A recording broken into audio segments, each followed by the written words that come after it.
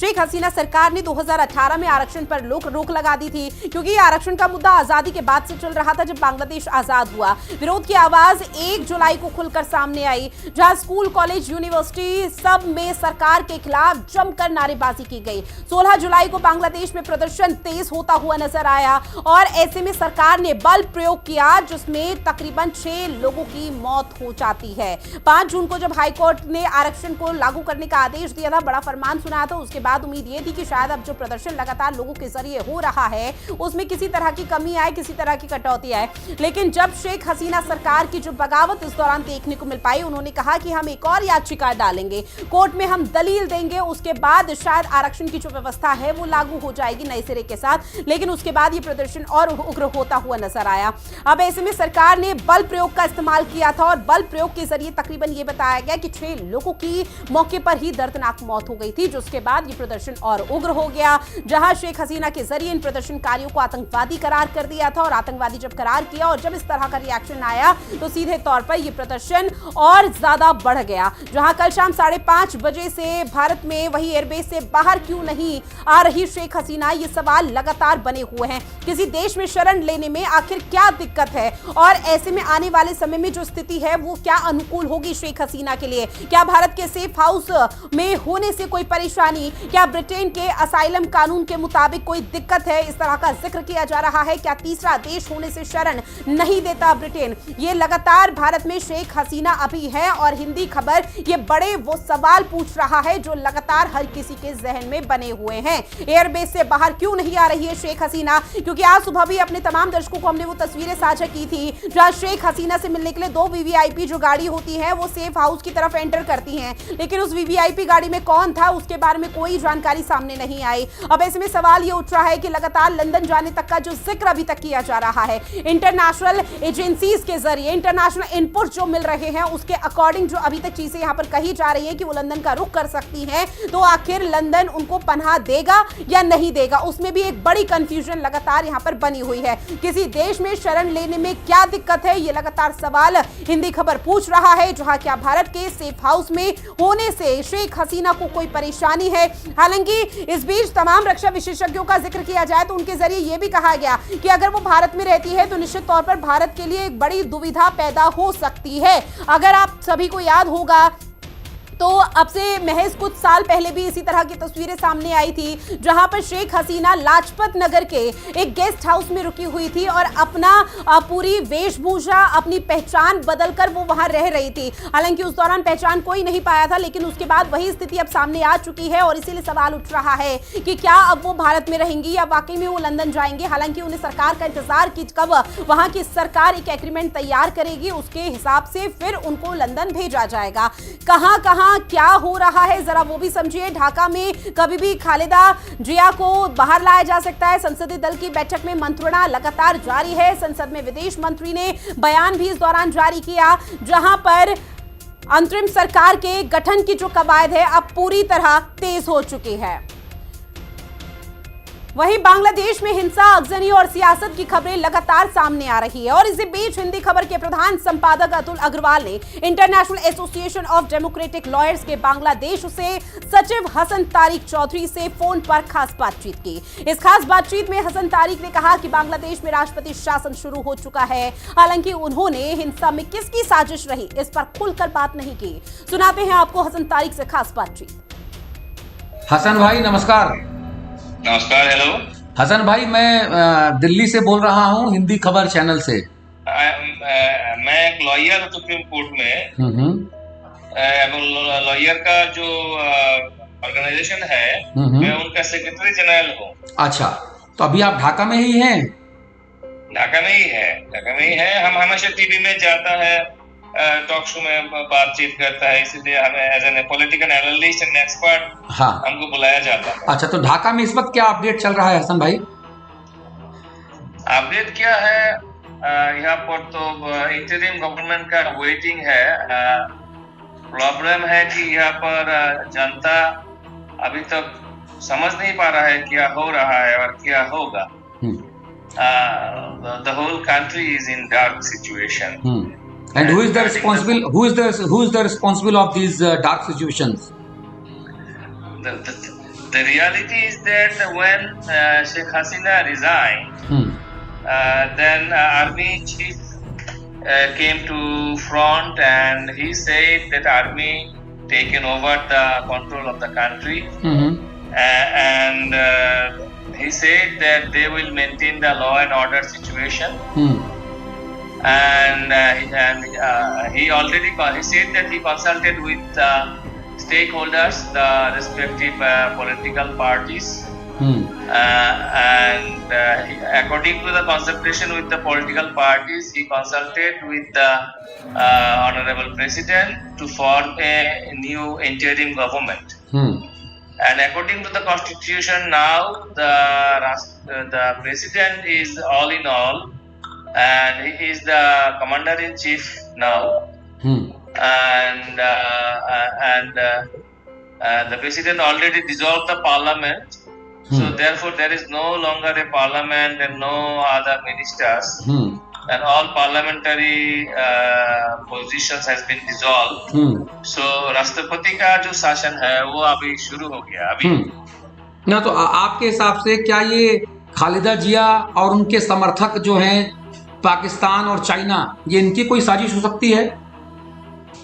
किसका साजिश, इसका तो स्पेसिफिक इंफॉर्मेशन मेरे पास नहीं है, लेकिन जो हम देख रहा है यहाँ पर खालिदा जिया और जमात इस्लामी का जो डोमिनेंस वो इसमें देखा जा रहा है। क्योंकि तो आप आइए, डीएल सचिव बांग्लादेश उसे हसन तारिक चौधरी को आप सुन रहे थे, जहां हमारे हिंदी खबर के प्रधान संपादक अतुल अग्रवाल ने उनसे खास बातचीत की। तमाम महत्वपूर्ण बातों का उन्होंने जिक्र किया और वह हसन तारिक चौधरी जो हमारे साथ भी जुड़ चुके हैं। सर, बहुत स्वागत करती हूँ हिंदी खबर में आपका। और ऐसे में अभी ढाका में और बांग्लादेश में फिलहाल क्या स्थिति है और किस तरह की जो सिचुएशन जो अब तक देखने को मिल पा रही है, वो किस तरह से हालात अब आगे आने वाले समय में सुधरेंगे, आपको क्या लग रहा है? नमस्कार। बात यह है कि अभी तक यहाँ का जनता लॉ एंड ऑर्डर सिचुएशन के लिए परेशान है, because law and order situation is not in under control. यहाँ पर जो हमारा जो हिंदू और जो other non Muslim community, they are also in a fear. वो लोग डर में है क्या होगा उनका सिक्योरिटी का। अभी तक जो हमारा जो जनता है, जो एजिटेटिंग फोर्स है, जिस लोगों ने ये आंदोलन में विजय किया, ये लोग प्रॉमिस किया है कि जो नॉन मुस्लिम को कोई खतरा नहीं होगा। फिर भी यहाँ पर हम लोग रास्ता में लॉ इन्फोर्सिंग एजेंसी को नहीं देख रहा है, कौन इनको प्रोटेक्शन देगा। और आपके यहाँ पर अभी तक भी कोई सरकार भी नहीं है, कोई गवर्नमेंट इधर पर नहीं है। So who will be the protector? It is $1 million question here. And according to the constitution, the president is all in all now, and he dissolved the parliament, and the whole country, the पूरे देश एक interim government के लिए wait कर रहा है। But time is lingering. समय जा रहा है, प्रॉब्लम भी बढ़ रहा है, कंफ्यूजन भी बढ़ रहा है, एंड सिक्योरिटी का जो हुमकी, उसका जो थ्रेट, सिक्योरिटी थ्रेट भी बढ़ रहा है। और जो लूटने वाला लोग वो लूट रहा है, किसी का कोई सिक्योरिटी का जो चिंता नहीं है, ये सारे लोग डर में है। इसका असर मैं सोचता हूँ कि इसका असर हमारा नेशनल सिक्योरिटी के लिए, हमारा पड़ोसी देश के लिए भी बहुत कंसर्न की बात है, उद्वेग की बात है। क्योंकि ऐसा तरह एग्जाम्पल हो जाए, लूटना और जो पीटना ये कल्चर बन जाए, तो ये एक आतंकवाद की कल्चर जन्म दे सकता है। बिल्कुल, आपकी बात से पूरी तरह से सहमत। और जो अभी बांग्लादेश से तस्वीरें सामने आ रही है, वो ना सिर्फ बांग्लादेश के लिए बल्कि विश्व भर के लिए सही और जो पॉजिटिव सकारात्मक मैसेज है वो नहीं दे पा रही है। ऐसे में सर ये समझने की कोशिश, क्योंकि देखिए तमाम तरह की तस्वीरों के बीच कई तरह की बातों का जिक्र किया जा रहा है, ऐसे में जो ये प्रदर्शन लगातार उग्र होता हुआ नजर आया, इसके पीछे की वजह महज आरक्षण ही है या कुछ और? इसमें तो पॉलिटिक्स जरूर है। ये पॉलिटिक्स है। पिछले 14 साल यहाँ पर जो मीनिंगफुल डेमोक्रेसी नहीं थे, यहाँ पर पार्टिसिपेटरी इलेक्शन नहीं थे, जो लोग चुनाव की बाहर रहे वो लोग हमेशा अलग तरीका से वो मास अफसर्स के जरिया से पावर में, सत्ता में आने का कोशिश किया। पिछले 14 साल जो डेमोक्रेसी का कार्टेल हुआ, फ्रीडम ऑफ एक्सप्रेशन का कार्टेल हुआ, डेमोक्रेसी का कार्टेल हुआ, राइट्स की कार्टेल हुआ, एंड अनलिमिटेड करप्शन हुआ, भ्रष्टाचार हुआ। इसलिए जनता में एक एंगर है, जनता में एक जलन है कि ऐसे नहीं चलेगा। तो इस पॉलिटिक्स को प्रॉपरली ये इंसर्टेड हो गया आरक्षण का आंदोलन में। तो ये दोनों साथ में जुड़े हुए हैं कि आरक्षण का जो रिफॉर्म का जो आंदोलन है उसके साथ जनता का जो एंगर है, जनता का जो मिसरूल के खिलाफ जो एंगर है, ये मिलजुल गया। एंड उसका एडवांटेज पॉलिटिकल पार्टीज लेगा, ये तो कोई नॉर्मल बात है। जब अपोजिशन में जो जिन पार्टी अपोजिशन में थे, ये सारे लोग चाहते थे कि ये एक पार्टिसिपेटरी इलेक्शन आए, लोग इलेक्शन में पार्टिसिपेट करें एंड प्योर डेमोक्रेसी आए। एंड वन थिंग मोर, यहाँ का बांग्लादेश का जो जनगण है, जनता है, वो आम तरफ से चाहता है कि एक सेकुलर बांग्लादेश, जहाँ हिंदू और मुस्लिम, बुद्धिस्ट, क्रिश्चियन, सारे कौम, सारे मजहब का जनता एक साथ में शांति से रहे। यही हमारा उम्मीद, हमारा जनगण का रेगुलर कल्चर है, नॉर्मल कल्चर है। लेकिन पॉलिटिक्स इसको बिगाड़ रहा है जी। असर चूंकि देखिए, बांग्लादेश की चाहे सियासत हो या बांग्लादेश के आम जनमानस की मन की बात हो, आपने बखूबी बांग्लादेश में रहकर उसे समझा है और मुझसे तो बखूबी आप समझते हैं। ऐसे में अब पूरे विश्व भर में ये कहा जा रहा है कि बाहरी जो विदेशी ताकत है उसका समर्थन, उसका सपोर्ट कहीं ना कहीं इन प्रदर्शनकारियों को मिलता हुआ नजर आया। मौके पर जो तस्वीरें सामने आई उसको देखकर आप क्या कहेंगे कि क्या वाकई में बाहरी विदेशी ताकतों का जो समर्थन है इस पूरे प्रदर्शन को मिला, जिसकी वजह से पूरी तरह से उग्र हो गया और आखिरकार शेख हसीना को अपने पद से प्रधानमंत्री के तौर से इस्तीफा देना पड़ा? देखिए, हमारा जो नेशनल हिस्ट्री है, हमारा जो इतिहास है आतंकवाद के खिलाफ, हमारा जो इतिहास है टेररिज्म के खिलाफ, यहाँ का लोग शांति से विश्वास करता है। हमारा जो सन 1971 में जो जंग हुआ, हम लोग पाकिस्तान से आजादी छीने, तब हमारा मकसद था एक सेकुलर बांग्लादेश, जहाँ हिंदू, मुस्लिम और अलग जो मजहबी लोग है वो शांति से रहे। लेकिन हम क्या देख रहा है, ये 2-3 दिन पहले जो जेल खाना तो कैद खाना तोड़ा और आतंकवादी को छुड़ा के ले गया हथियार समेत।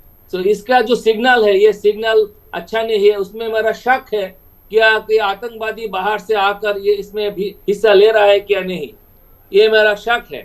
एंड यहाँ का जो सिक्योरिटी एनालिस्ट है, जो लोग फौज में काम करते थे, उन लोगों की भी शक है क्या इस तरह का वायलेंस, इस तरह का जो लूटतराज, इस तरह का जो लूटना पीटना और जो फायर आर्सनिंग, आगुन देना, ये ऐसा हमारा आदमी यहाँ पर कभी नहीं देखा। सो ये जिस तरह से आदमी लूट रहा है और जिस तरह का इसका जो बॉडी लैंग्वेज है, ये इसमें कुछ कॉन्स्पिरेसी नजर आ रहा है। जी बिल्कुल सर, आपने चूंकि आतंकवादियों का जिक्र किया और देखिए आज शेरपुरा जेल का जिक्र किया जाए तो वहां भी प्रदर्शनकारियों के जरिए धावा बोला गया और जब धावा बोला तो वहां कई कैदियों को रिहा कर दिया गया, यानी कि कई कैदी बाहर आ चुके हैं। जिसमें सबसे हैरान परेशान कर देने वाली बात यह रही कि तकरीबन 20 की संख्या ऐसी जो आतंकवादियों की थी, यानी कि अब आतंकवादी भी जेल से बाहर आ चुके हैं। तो क्या अब जो स्थिति है वो और तनावपूर्ण होगी, विकराल होगी?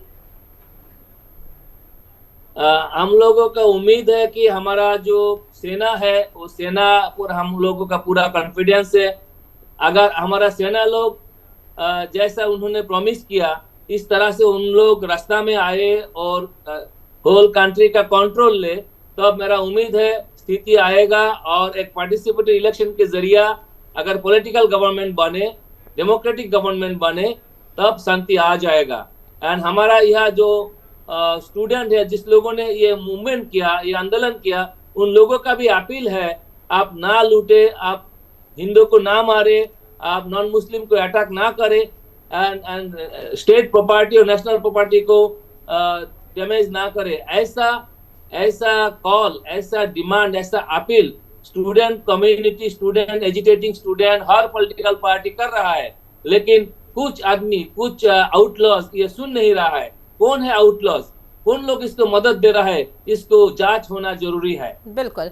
और ऐसे में बांग्लादेश की सियासत का अगर जिक्र करें और आपसे परसेप्शन समझने की कोशिश करें तो उस दौरान उस दौरान ये समझने की कोशिश करेंगे सर, क्योंकि देखिए बांग्लादेश की सियासत में शेख हसीना का जिक्र किया जाए, अब शेख हसीना का पॉलिटिकल करियर क्या है बांग्लादेश में, क्योंकि जिस तरह की तस्वीर अब तक सामने आई उससे ये समझा जा सकता है वापसी तो उनकी नहीं होनी है। साथ ही आपसे ये भी जानेंगे कि बांग्लादेश में अब कौन सी पॉलिटिकल पार्टी सरकार के तौर पर, सत्ता के तौर पर काबिज हो, आपका ओपिनियन क्या कहता है?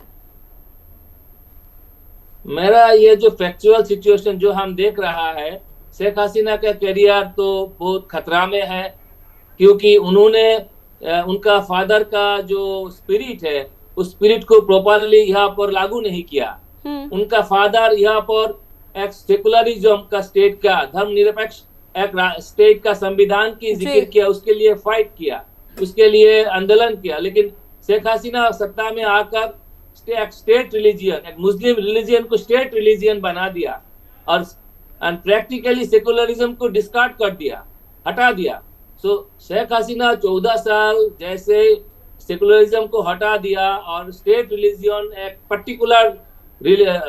पर्टिकुलर मजहब को बना दिया, उस तरीका से प्रैक्टिकली उन्होंने एक कम्युनल स्टेट को इनवाइट किया एंड उनको इसका नतीजा शेख हसीना भोग रहा है। बिल्कुल। अगले दिन हम दे रहा है जो राइट विंग पार्टी है, जिस लोगों ने नॉन सेकुलर पॉलिटिक्स किया, में जो हम लोग देख रहा है, BNP is the dominant force here. Khaleda Zia का जो पार्टी है वो, उनका जो स्थिति है, उनका जो कैरियर है, अभी हम ब्राइट देख रहा है। जी सर, सवाल आपसे ये भी, चूंकि देखिए तमाम तरह की तस्वीरें सामने हैं और उन रिएक्शंस के आधार पर जो इंटरनल इनपुट्स मिल रहे हैं उसके आधार पर ये भी कहा जा रहा है कि आने वाले समय में जो स्थिति है वो कहीं ना कहीं कंट्रोल हो सकती है। लेकिन आप भी बखूबी समझते हैं कि किस तरह से भारत और बांग्लादेश के जो बीच रिश्ते थे वो कितने मधुर थे, कितने बड़े जो व्यापक स्तर पर समझौते हैं वो बाकायदा हुए हैं और विकास की पटकथा खुद यहाँ पर 15 साल के कार्यकाल में शेख हसीना ने लिखी भी है। अब ऐसे में जो भी सत्ता में काबिज होगा, भारत और बांग्लादेश के बीच में क्या उतने मधुर रिश्ते हो पाएंगे, वो दोस्ती कायम रह पाएगी जो अभी शेख हसीना के शासन में थी? ये तो बहुत क्रिटिकल बात है, क्या होगा। मैं तो ज्योतिष नहीं हूँ अगले दिन में क्या होगा, लेकिन मैं जो सिग्नल मिल रहा है, जो हम देख रहा है, यहाँ से हम ऐसे तो कह सकता हूँ कि क्या अगर आतंकवाद को मदद मिले स्टेट से, अगर आतंकवाद को बढ़ावा मिले, सो तब दोनों कंट्री का रिश्ता बहुत खराब हो जाएगा, क्योंकि दो मुल्क का जो आम जनता वो आतंकवाद के खिलाफ है। आम जनता आतंकवाद के खिलाफ है, कट्टरपंथियों का खिलाफ है। दोनों मुल्क का दोनों हिस्सा का जो आम जनता है, भारत की आम जनता, बांग्लादेश की आम जनता, दोनों शांति में रहना चाहता है। सो आतंकवाद दोनों मुल्क का एनिमी है, दुश्मन है। इसीलिए दोनों मुल्क का जवान, आम जनता और professional, journalist, lawyers, civilians, civil society, सारे मिलके एक आवाज उठाना पड़ेगा। Democracy and peace and peaceful, शांति में दोनों में साथ में रहना, आतंकवाद का कोई वेलकम नहीं है, नहीं होगा। अगर दूसरा तीसरा मुल्क से कोई आतंकवाद का कोई एक्सपोर्ट करना चाहे, उसको भी साथ मिलकर रुकना पड़ेगा। मेरा विश्वास है अगले दिन में बांग्लादेश सरकार आतंकवाद को नहीं मदद देगा, ये मैं उम्मीद कर रहा हूँ। अब ऐसे में सर एक ओपिनियन में ये भी लेना चाहूंगी कि छात्र जो लगातार प्रदर्शन कर रहे थे, जिस तरह की तस्वीरें सामने आई, पीएम आवास के अंदर वो प्रवेश कर जाते हैं, उनकी एंट्री हो जाती है पीएम आवास में, जहां कल तक प्रधानमंत्री रहा करती थी उस बेड में बकायदा वो लेटते हैं, मजे से खाते पीते हैं, फोटो खिंचवाते हैं। उसके बाद की तस्वीरें भी आपने देखी होगी, पीएम आवास में जो स्विमिंग पूल था वहां से किस तरह से बतख मछलियों को अपने साथ ले गए, कई सारा सामान लूट कर ले गए। और वही तस्वीरें पिछले साल ताजा हुई थी श्रीलंका से। यही तस्वीरें उसके पहले अगर इतिहास में जाए तो अफगानिस्तान में तालिबानों ने यहां पर उस तस्वीरों को ताजा किया। लेकिन अब जो तस्वीरें सामने आई, इस तस्वीरों को देखकर आप क्या समझ पा रहे हैं कि क्या वाकई में छात्र आरक्षण को लेकर प्रदर्शन कर रहे थे? ये आरक्षण का, ये ओनली आरक्षण का बात नहीं है। मैं पहले से ही बताया कि हर रेजिम को, हर गवर्नमेंट को सोचना चाहिए कि इसका जो मिसरूल, इसका भ्रष्टाचार, इसका जो एब्यूज ऑफ पावर, इसको नहीं होना चाहिए। लेकिन हम लोग क्या देखा, हम लोग इतिहास से कुछ नहीं सीखा। इसलिए इतिहास से जो अब हम अभी देख रहा है, मैं उम्मीद करूंगा जो अगले गवर्नमेंट है वो इससे कुछ सीखे। पहले भी आगे में ऐसा नहीं करे। बिल्कुल तो सर, देखना बेहद इतिहास का महत्वपूर्ण रहने ये वाला है tragedy कि है, आने इतिहास वाले का ये समय में tragedy किस है, तरह की इतिहास के स्थिति कोई यहाँ कुछ पर नहीं देखने सीखा को है। मिलती है। बांग्लादेश में वो शांति कायम रहती है या नहीं, जिस शांति का जिक्र आप कर रहे हैं। बहरहाल आप हमारे साथ जुड़े, इस महत्वपूर्ण विषय पर चर्चा की सर, उसके लिए आपका बहुत शुक्रिया। लेकिन आने वाले समय में बांग्लादेश में किस तरह से स्थिति जो अभी नाजुक बनी हुई है, तनावपूर्ण बनी हुई है, उसमें कब हालातों में सुधार आता है, ये देखना बेहद महत्वपूर्ण है। फिलहाल इस खास पेशकश में इतना ही, मुझे दीजिए इजाजत, नमस्कार।